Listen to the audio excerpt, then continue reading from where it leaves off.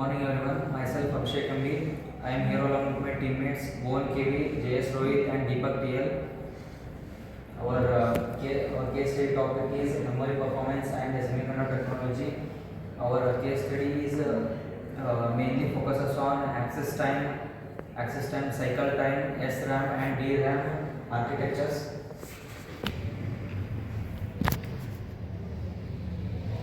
And introduction, memory, the CPU workspace. Understanding these concepts helps to explaining how modern computers achieve the high performance, and the CPU and the computer memory acts as the working area for the CPU. The CPU stores and retrieves data from the memory during the program execution. The faster memory allows the CPU to work efficiently, and semiconductor technology replace the modern mechanical and magnetic memory, and the silicon based technology is smallest, faster and efficient. And the memory wall problem, the CPU performance improving very rapidly, and the CPU become 60% about 60% in a per year.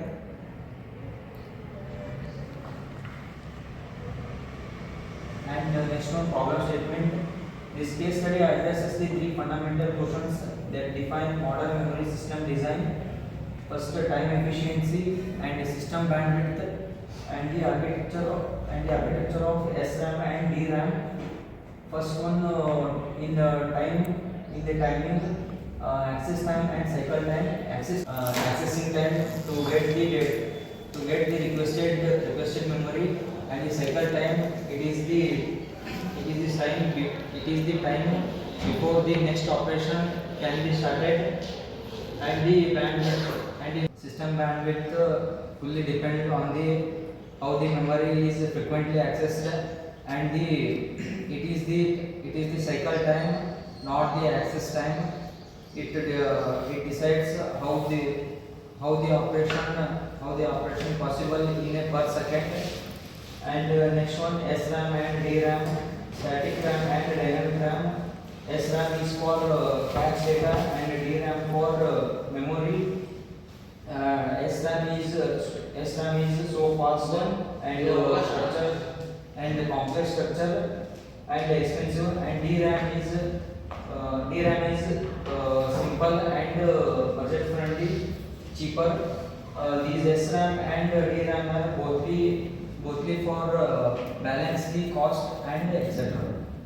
Thank you. Next part will be continued. Go on. Thank you, Abhishek. And my part is just explaining the basic concepts, defining the timing difference between getting and releasing. That is memory access time and memory cycle time. So let me explain with an example of that is the memory access time. So a librarian is a memory, and a book is a data. Here, let me connect the case study. So when you go to the library, you give the slip of paper to take the book to the librarian. So librarian will go to the take the book from the library. So that from that time, and when the librarian returns, gives you the book. So this interval of time is called as memory access time. So when it is like when unit is sent to the CPU, if the CPU time is just taking a nanosecond 0, and it gives the data, that is output, at nanosecond 10. So here the access time memory is 10 nanoseconds. So next topic is memory cycle time. So it is a minimum time interval between successive memory operators. As soon when the librarian gives the book to the student, and she cannot immediately get the new book for the another student. She have to come down the stairs and she have to reset the ladder and again she have to climb and give the book. So this time from one process to another process, this time is called as memory cycle time. So this is longer than the access time and determines the maximum rate at which a consecutive operation to be performed. So the physics of cycle time. So when time is always longer. So when compared to the fundamental relationship between these timings parameters is expressed. So first one, access space data is located and read from the memory cell, making it available. Next one is transit phase. The memory cell must recover and stabilize before the operation operate can begin. So as when we read the information from the DRAM, so sometimes the information gets erased.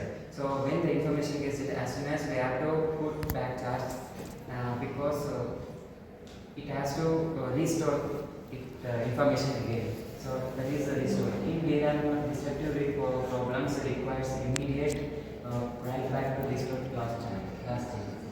So thank you. Next will be continued by Rohit. Thank you, Mohan. Next is semiconductor RAM memory. There are two solutions of different needs. One is SRAM and another one is DRAM. S stands for static random memory access and DRAM dynamic random access memory. SRAM optimizes speed and immediate response time. It uses for a complex transistor circuit that maintains the data without refreshing, and it will be stored until the power is on. And DRAM is engineered for capacity and cost efficiency. It is for a simple capacitor based on the stored and requires periodic refresh, but it achieves a high density. Both technologies stores data temporarily in the volatile. Semiconductors means until the power supply is on, the storage the RAM stores the data, and when it get off, the storage will be deleted. The stored data will be deleted.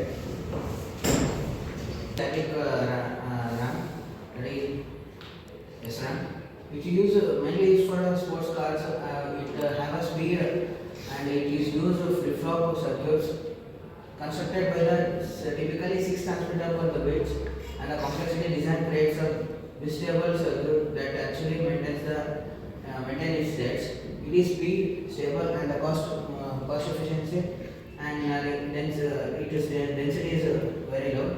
Speed extremely fast, up to 1 to 2 nanoseconds, and stability data remains valid as long as the power is on and no need of refresh needed. And the cost efficiency due to the complex transmitter arrangement. Next is density, that is low. 6 transmitter per bits limit storage capacity. Primary use case. CPU cache memory were used for permanent and capacity requirements are modest. Thank you. Next will continue by Deepak K. I am going to explain about dynamic RAM, DRAM, which is known as the dynamic RAM, dynamic random access memory. Dynamic random access memory is one of the permanent memory in the computer system. Architecture and characteristics of a dynamic memory. Architecture, which includes one capacitor and one transistor. Capacitor and transistor is stored in the form of electrical charge.